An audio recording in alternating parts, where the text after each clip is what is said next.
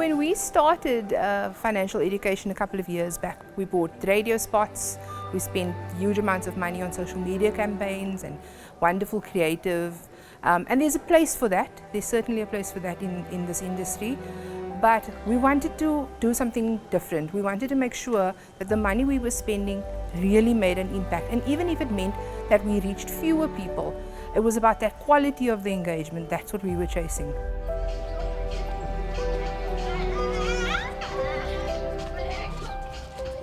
So Gold Youth was started in 2004. Our CEO really had a vision for African young people to really harness their potential and become the leaders that they were created to be.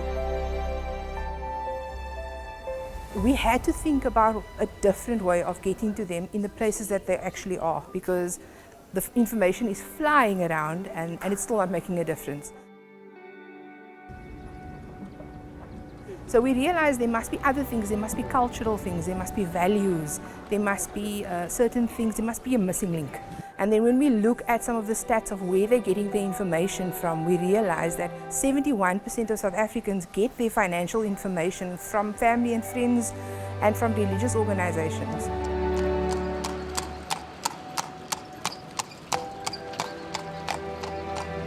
So we base our program on the methodology of peer education. So we believe that there's so much information out there, and information is powerful, but it's more powerful when it's role modeled in a real situation with people that can mentor others, that can be part of a community, and that's when the information really has legs and it's just elevated. Really, the youth is the largest part of the population, and that's our future target market. Those are our future customers. So for me, it's kind of pointless focusing on education as a whole, and our youth don't have the right life skills to take them into the future, of which financial education is a huge one.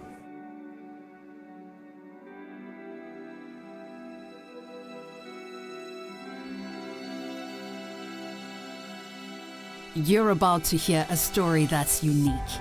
A story that isn't about pain and struggle, although it may be born from both. A story of hope. Hope for a country, and most importantly, hope for its people, for their future, for our future as South Africans.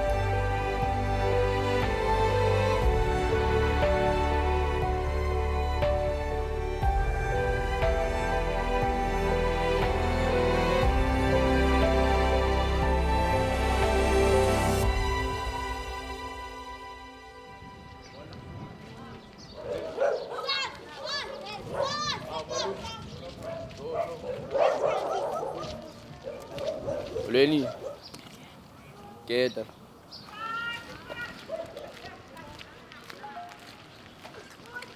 My name is Mzansi. Oh, sure.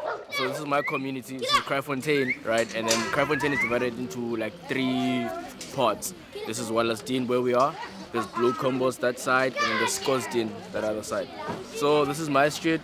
Street I kind of grew up in.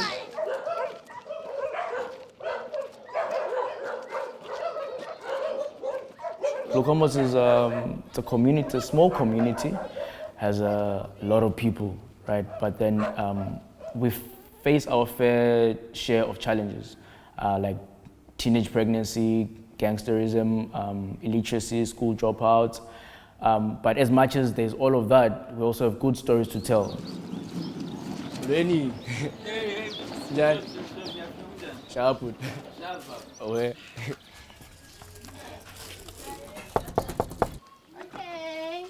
Hello. Hello, Jan. Shabda. Hi. Hello. Good, how are you? Shabda. Fine. Away. Thank you. You're welcome. Yeah. Okay. So celebrate. Yeah. That was a book.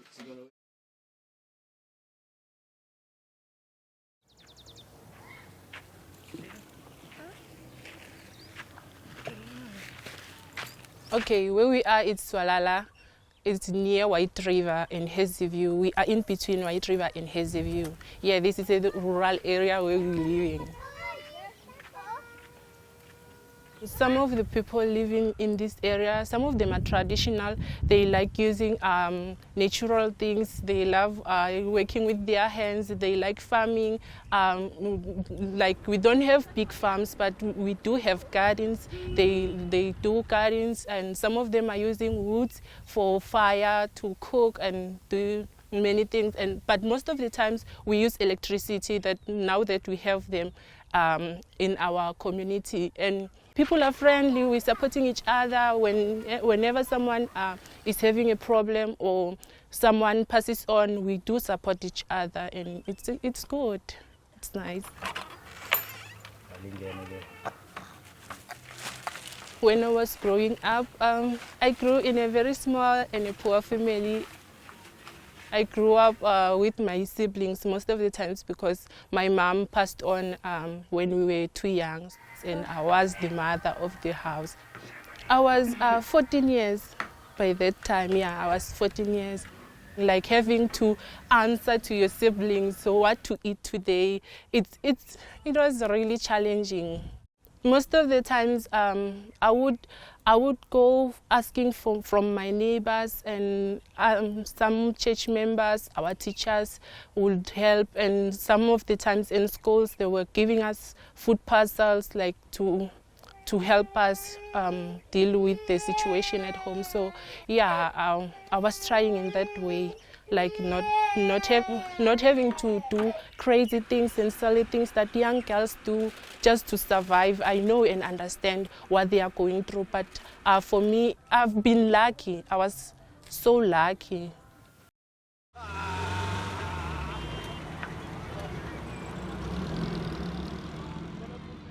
I was born in a small, poor family. My father had 2 wives. My mother was the youngest one. So for me to grow, it was a tough game. Sometimes I used to go to school not having food in my stomach, wearing no shoes. When I was at school, I was not focusing at all. I was making some noise. I dropped after school, staying at home.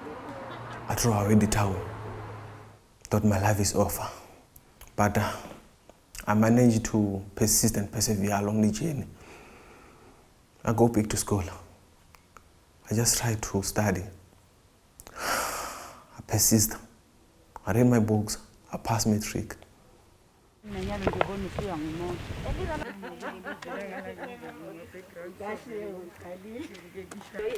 Yeah. Oh, okay. The challenges that the youth is facing in the community right now would be unemployment. That's the highest challenge that we're facing.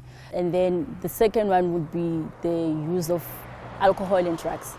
High drinking, high substance abuse, it's the number one, second challenge after unemployment.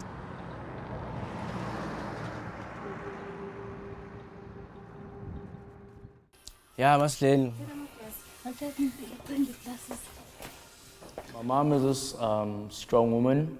She works in town. My dad is an Uber driver. He does construction work. My baby sister is in grade R. What about the baby? Baby doesn't drink Coke. Too young to drink Coke. My other sister is too young to know what's happening, and then there's my aunt. I know. He used to be a challenge to me because sometimes he would misbehave. He's a quiet person by nature. He's very quiet, mannered, reserved. But when he was using, he was smoking and smoking dacha also.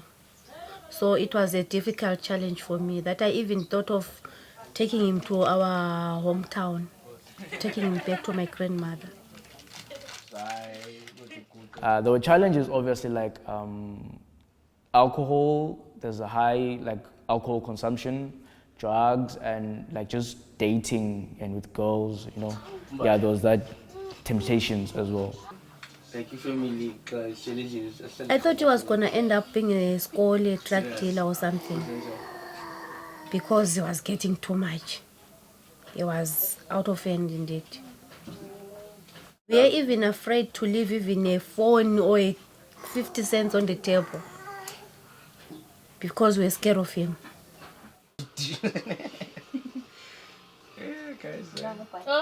Yo, I was feeling like I failed as a parent. I felt as a mother. We felt him as a family.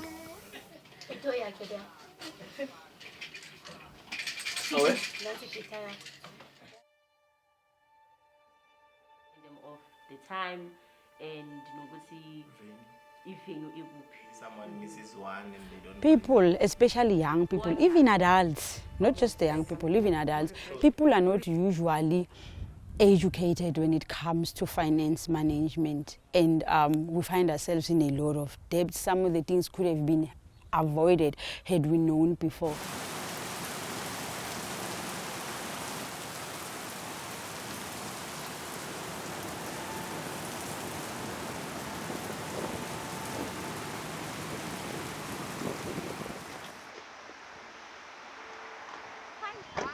So for me, one of the key reasons that we have high levels of poverty in South Africa comes down to issues of access to opportunities and access to resources.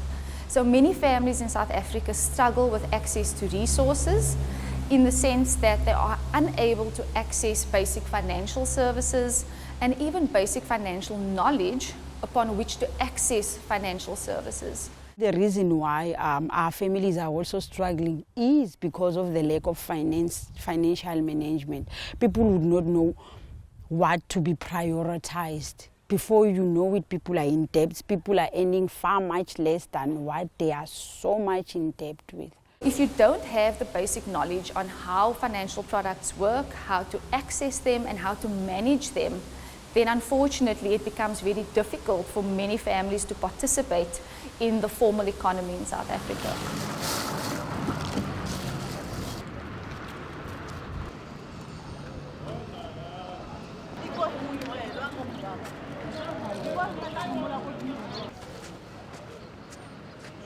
We have seen quite significantly that young people and households are struggling with their relationship with money. And what this translates to is that they don't know how to translate their skills and their knowledge and their competencies that they have into becoming income generating opportunities. So they don't know how to earn. They are seeing themselves stuck and they don't know how to be unstuck. They're not understanding their propensity to move towards loans. They're not understanding the dynamics of borrowing. And so it's just fueling a cycle of poverty and increased indebtedness. I believe that 85% of South Africans are already over-indebted.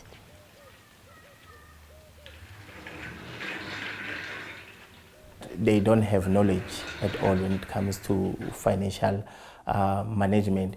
It's only about receiving money and also having to spend. Like mostly they don't even try to save for the future or for their children in terms of education.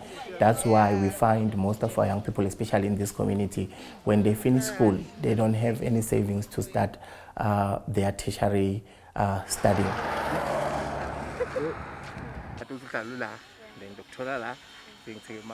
That money should have been saved while they're studying school. It will make it easy for them to, continue further their studies. But so far, it's mostly the fact that they don't save. They don't know how to. The financial part has been added. Yeah. Nice. Because remember on the talk groups you doing the same thing. So it's sort of like.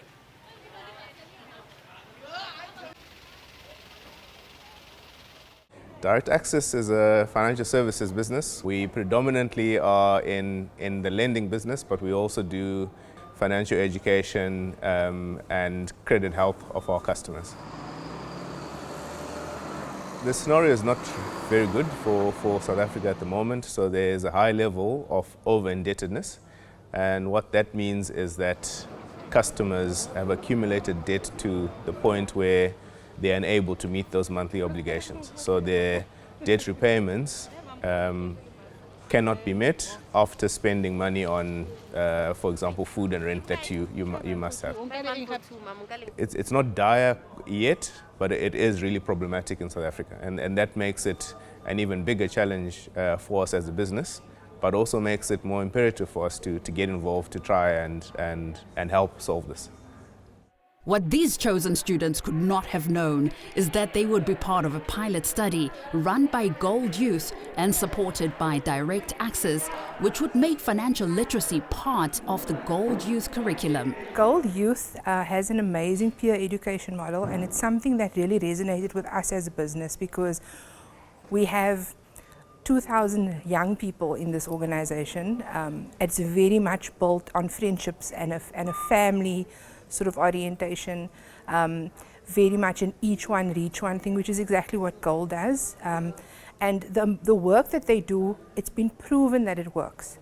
So it's easy for an organization like ourselves to go in and to support them financially and with other resources, because we know that what we are investing in is something that is proven. We have noticed that there is a gap in understanding of managing money well, and we really felt that this was an opportunity to elevate that knowledge in our communities. And the premise that we're based on, which is personal change leads to group change, which leads to community change, would really be a good platform to add financial literacy to. Hello, wonderful people. Happy Friday. I just want to welcome you today. We have a special guest with us. Shafika Isaacs from DirectAxis has come, and she's going to share some inspiring information and stories. Nice to see you again. So I don't know all of What we aim to do is to create a movement of young people that are catalysts of social and economic change, that are embedded within communities and schools, so that we can start to measure outcomes around education, improved education. We can measure outcomes around social mindset and behavior change, and also look at transformation within the job creation space. The way we do that is through selecting adolescent youth from communities that come from divergent families, that are coming from vulnerable households, that are coming from disenfranchised communities, and we journey with them for a period of 4 years, from grade 9 in South Africa up until matric and then beyond, where we support them through an intensive and a very rigorous skills training and mentorship program. They're paired with a facilitator intern who's also a beneficiary within the Gold Youth model and program. And these facilitator interns journey with them across these 4 years. When we realized that the consumer financial education programs we were putting out there were basically just ticking boxes and we weren't really getting the impact that we wanted to get, we realized that with our CSI partner Gold, we had an amazing opportunity. We've got this organization that has these networks in vulnerable communities. They know how to get the youth excited, they know how to get them hyped, and they know how to get them to become advocates in their communities. So we thought, because they already have this amazing understanding of peer education and how they can use that education to enhance those communities, why not use them and pilot using Gold for financial education as well. They feel that their consumer education component would really benefit our young people and work well with what we do together. And they have also been really supportive in that their staff have given of their time. We've had some of our Gold grads spend time doing mock interviews with them. So there have been numerous overlaps in how we have worked together, and it's been a really beneficial partnership.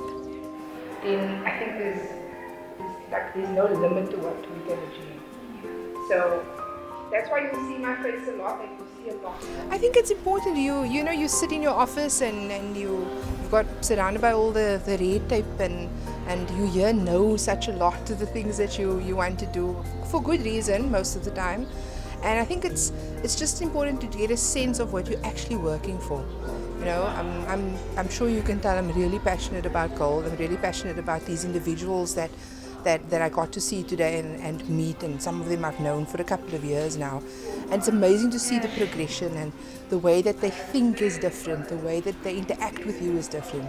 I got to tell some of them my story around finances today, which I think was a shocker to a lot of them, because I think they assume that because I work for a corporate that I've just always, you know, I've always been able to work with money, that I came from a good background, and I didn't necessarily. Like, I think everybody's got their own stories, and we make a lot of assumptions about what people are able to do and where they come from. For small things like wardrobe. And when I moved this side, I met Mama Shanti, and then they'll have like sessions, and I'll just come in, you know, and be part of it. There was singing. I enjoyed the singing.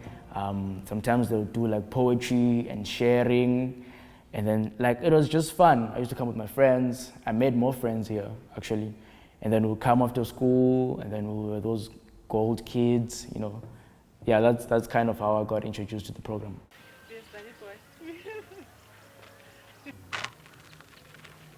I was doing grade 9 before I joined the program. Yeah, I wasn't all right. My mental state was not okay. I would be thinking too much. I would not be concentrating in class. So yeah, but after I have joined the program, and then something changed.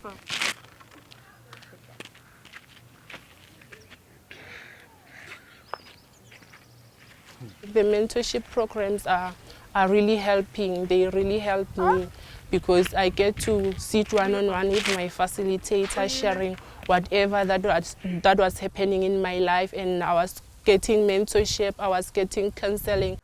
Gold was just having some snacks and juice and slice of bread. It's what makes me to join Gold, because I want the food, and then I want to play with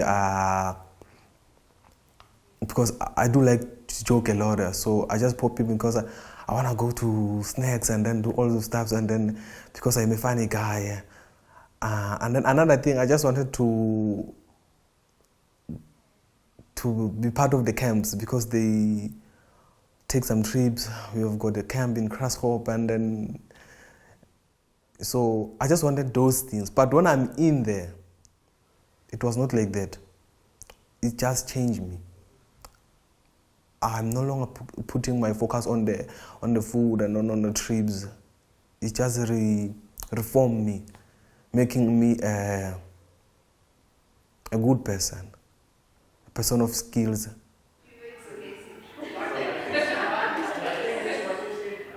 The best way young people learn is from each other. They interact, they discuss things with each other, they debate things with each other continuously. And so the sharing of information is strongest when it comes from someone who is similar to you, which means that South Africa also needs to focus on getting role models into play that can show different people from different backgrounds across the country what they are capable of. Once they go through this program across 4 years, they then become part of an alumni, which we call Gold Grads. And when they're part of this alumni, they're then exposed to work readiness opportunities. They're exposed to connections to future opportunities, whether it is study or whether it is job. But that's how we're tackling the systemic barriers to make sure that we can address job creation, so that we can shift the socio and the economic dial. To go into schools and give young people the information that empowers them to make better financial decisions, I think it's a wonderful initiative. I think it can extend across both primary school education, high school education, and post-secondary or tertiary education. The nice thing about financial education is that once the child or a young person knows about it, they tend to take that information back to their household, and they tend to share it with everyone in the household. And so not only does the child benefit, but the family benefits as well.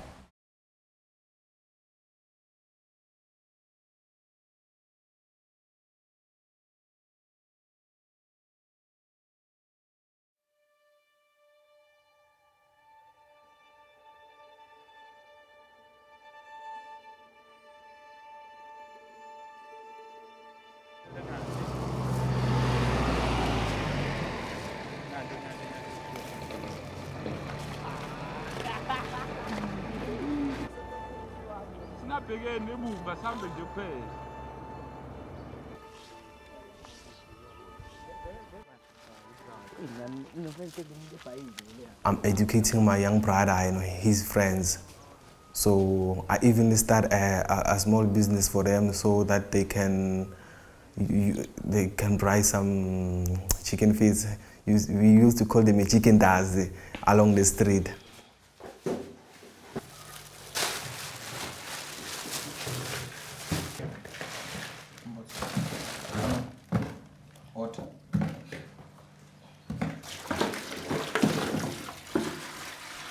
We are very intentional and deliberate about supporting microeconomies to flourish.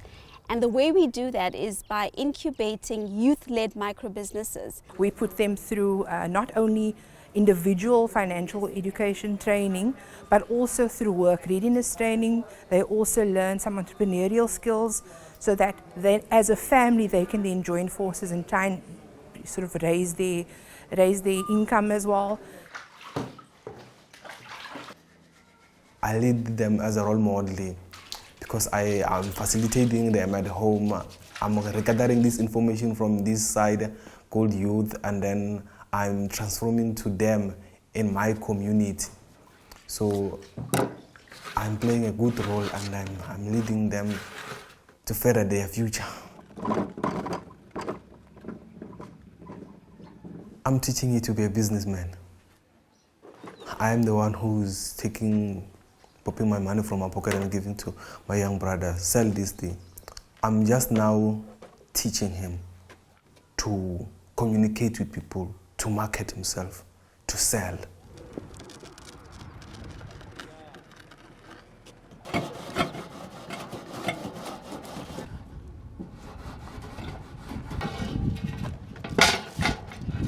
I think that introducing financial education into households and to young kids has the benefit to change the opportunity set for young people.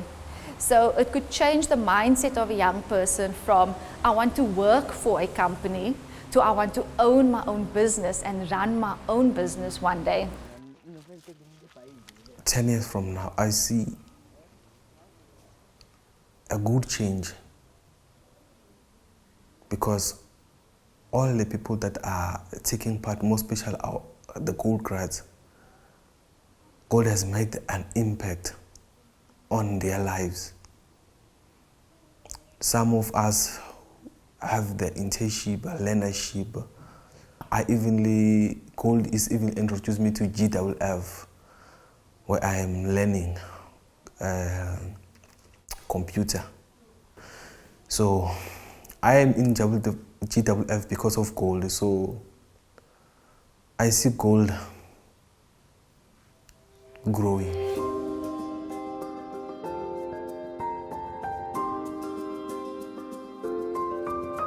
I think they've got some serious challenges, as we all do, but I think they've been extremely inventive. I mean, we were just chatting about the fact that they've used WhatsApp to have these interactions with each other, the fact that they sort of sit around a tower where there's free Wi-Fi so that they can have access to whatever it is that they need and keep the program going.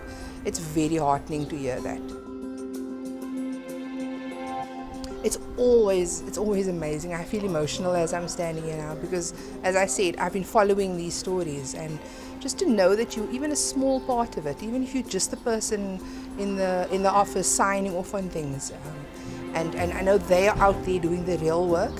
So to be able to share in what they experience on a daily basis is super important, and I think it's important to keep, as a CSI manager, you need to keep your finger on the pulse and know what it is that you're actually putting out into the world. Financial literacy is in reach of every one of us. It's not only underprivileged communities that stand to benefit from financial education. DirectAxis realized this when they expanded their financial literacy program internally to their own employees. Right now, we've just received a very good financial literacy program on video. It was like a 50-bit thing, but 1-minute videos each on our training system that we had to sit down. It was much more detailed. It helps one so much, especially in your own life more, before you actually approach anybody else to talk about it. So that kind of support coming from this company was extremely responsible in making us understand. I thought, I have a savings account, I'm doing the best that I can. But then he just introduced other things. How's it about the money you spend weekly? You start banking that, right? What are the questions you're supposed to be asking if you're opening a new bank account? I phoned my broker and I was like, is this enough? And she's like, no, actually, you can open an extra retirement fund. And then I did that. Was part of a stokvel, moved out because I thought this money is not gaining interest, did that. So it's fun, it's a new world. In my case, for an example, I come from a very poor background. I come to one of the townships, which is Philippi, and it's one of a lot of people that they're not aware about financial education. People value entertainment than investments and savings, and they value that over even their needs. Like for instance, if I get paid today, I know that I've got to pay rent.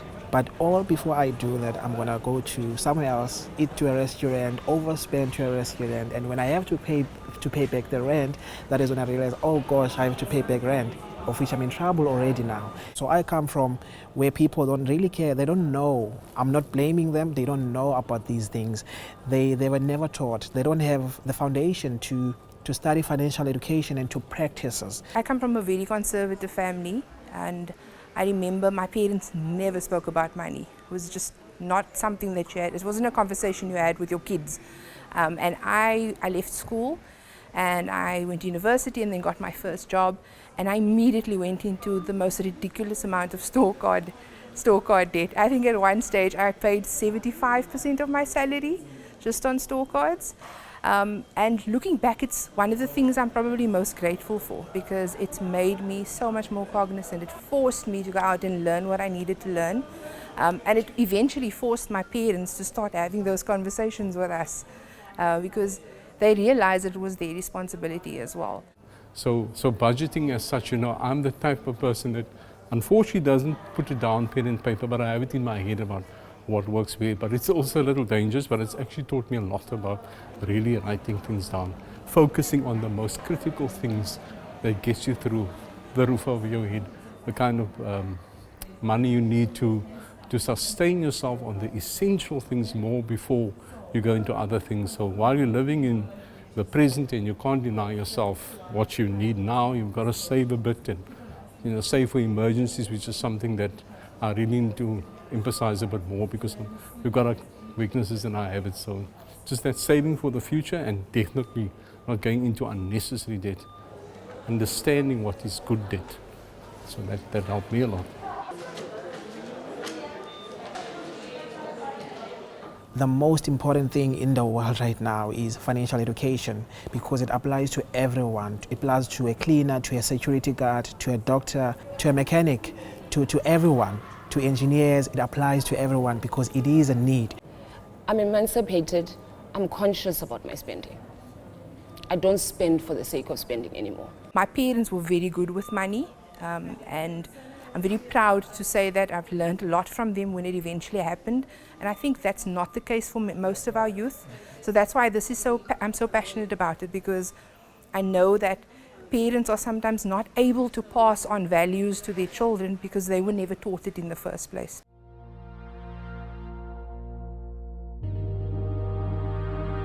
Today we're having the Peer Educator Parent Workshop, whereby we'll be telling the parents about what Gold Youth is, what it does with their children, when we do it and how we do it. Like we'll tell them about the skill training sessions, the talk groups, the lesson deliveries, and about our Gold DNA.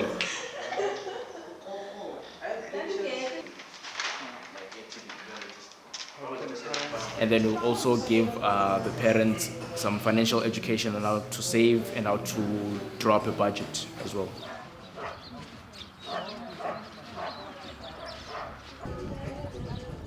One of the things that Gold does to address finance literacy and to address economic independence, The first thing that we do is a rebranded survey called My Goal Journey. And the survey basically allows an individual to get a snapshot of their circumstances and the snapshot of their quality of life across 50 indicators across 6 dimensions, most of which are financial metrics. And when individuals start to undertake the survey, they have increased awareness about their relationship with money, their behaviors around money, their habits around money. That is then followed through by a coaching conversation where households are able, in a practical way, able to document how they can navigate out of poverty and out of debt. It's kind of a weird position, like talking to elders about how to spend their money.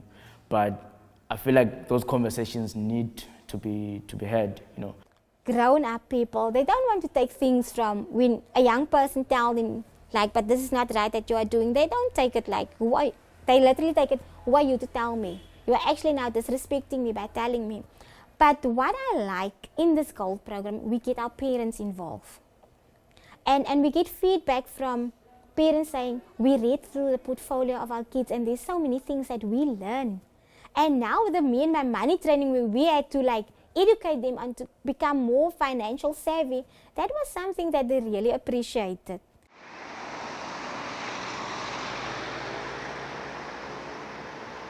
So we're not asking them, you know, do you have a retirement fund? We're actually trying to find out how money works for them on a day-to-day basis, and then taking it from there, and in 1 year and 2 years' time, we'll assess that again based on the metrics, again, that matter to them, and not what the banks are telling them they should have. So I think that's the difference with what we're doing versus everybody else's financial education programs. I think if South Africa starts implementing policies that are business friendly and policies that open up opportunities for young people, we'll start seeing the change in potentially the next, 3 to 5 years perhaps, or even like after 10 years you could see significant change. In economic terms, individuals tend to measure change over the long term, which could be something like 25 years or longer. But if you implement policies that encourages people to start small businesses and give them the space to grow in the right environment, these small businesses started by young people soon grow into larger businesses that employ more people and start looking like our bigger businesses in South Africa. And if we can create that environment for smaller businesses to thrive in the South African economy, then you're going to get that multiplier effect where this expansion across the economy starts to look really, really good.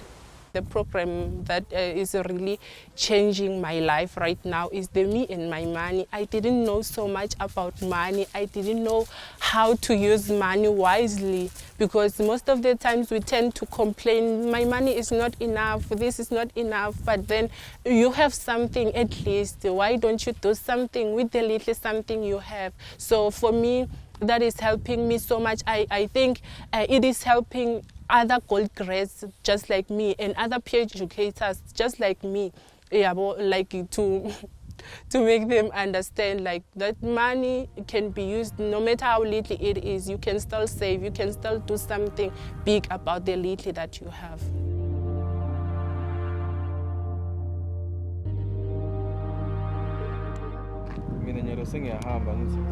When the time is right, I see now my brother is good. I want to transform the business, expand it, putting some more products on it. I'm going now. This is your change. 1, 2, 3, 4, 5, 6, 7. It's just now I'm teaching him to sell, to be nice with clients.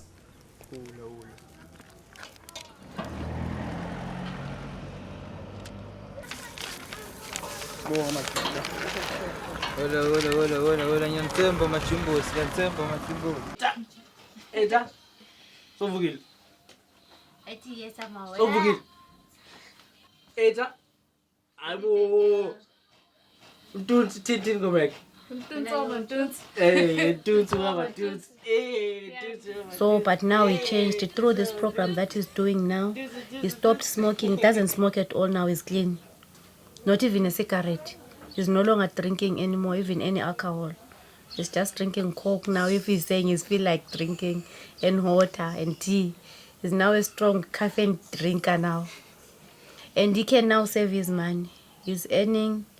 Even there's a time when we were not working, me and his father, so he was the one who was helping us in the house, buying food, helping with the rent, and also with the young sister, the one that is 1 year today. He was buying pampers for him, nappies and baby stuff. I think that if we continue working the way that we are, by trying to be more inclusive, trying to create opportunities, especially for individuals who were previously disadvantaged or excluded from the best opportunities in the economy, then South Africa can change the path. However, with that comes the qualification that the change will be somewhat slow. You're trying to turn around an economy of almost 60 million people and send it in a new direction. So imagine that you're trying to turn this massive ship on a new path, and it's very difficult to do so in a short period of time. But with commitment and with a bit of belief, the South African economy can turn around. I think the foundation on that lies in the establishment and the promotion of public-private partnerships. The more the financial education message is permeated into South Africa, and the more our people in South Africa are more educated about their finances, the better it is for South Africa, and the better South Africa is, the better it is for us as a business. We only can thrive in an environment where we have customers that can comfortably service their obligations. So we certainly see that as a focus for us. I think you always want to have more consumer education, particularly because our base in South Africa has been so low. I think it's only really starting to pick up now, or probably over the last 2 or 3 years, and probably hasn't got to the level it needs to yet. We're investing quite heavily in it, but it's not enough for just us to do it. In order to touch the whole South Africa, we need many more hands to help. At this stage, we don't know with complete certainty whether it's going to work. But we do know that it was important for us to try something new. It's important for us to learn what we need to learn from this first pilot. And it's not something that DirectAxis feels that they own.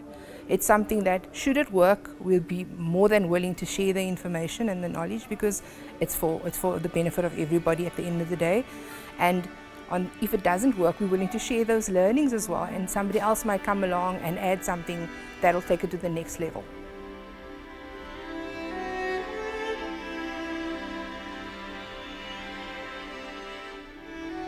I discovered that it is very important for people to have financial education. It doesn't matter whether you're young, it doesn't matter whether you're old, it doesn't matter what profession are you in.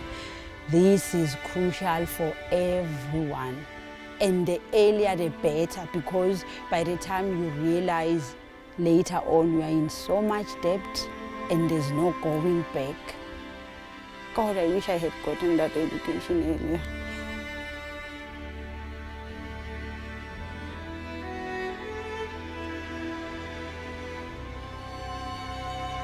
I see myself as a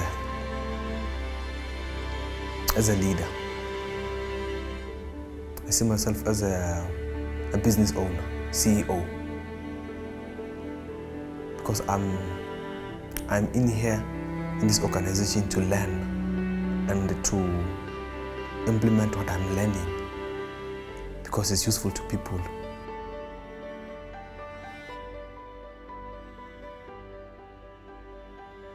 We are trying our best to educate them, to feed them with this information we have as a gold youth.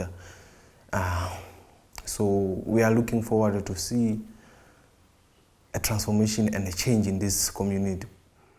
I am very hopeful because I want to have an impact in the world. I want to groom leaders, groom like critical thinkers, people who are gonna invent, people who are gonna, you know, change the narrative. And I'm hoping, I'm part of that, you know, because somebody also inspired me. So I'm very hopeful about like a better future for all, an inclusive future. I'm very proud to be his mother. I'm very, very proud. I wish all the kids can change to be like him, because he's also a role model to the other kids in the street here now where we're staying. I'm very happy, very proud.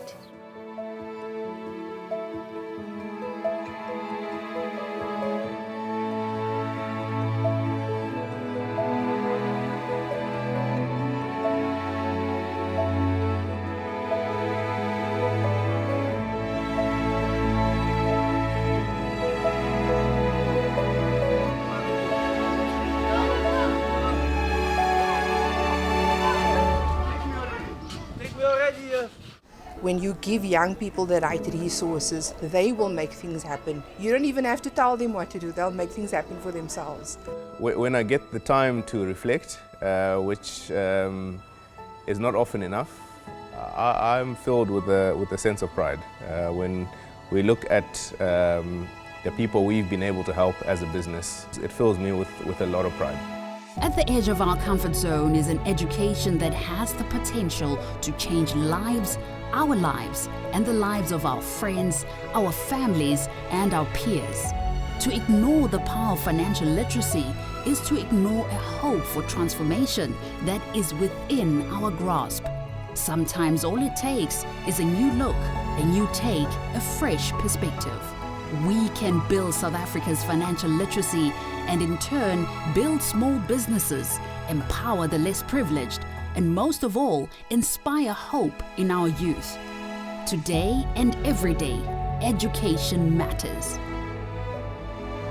Situations come, situation goes.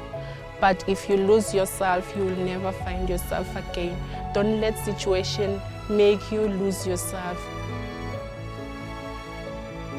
You can make it. I am telling you, you can make it. Life can be lived in any situations. You can make it.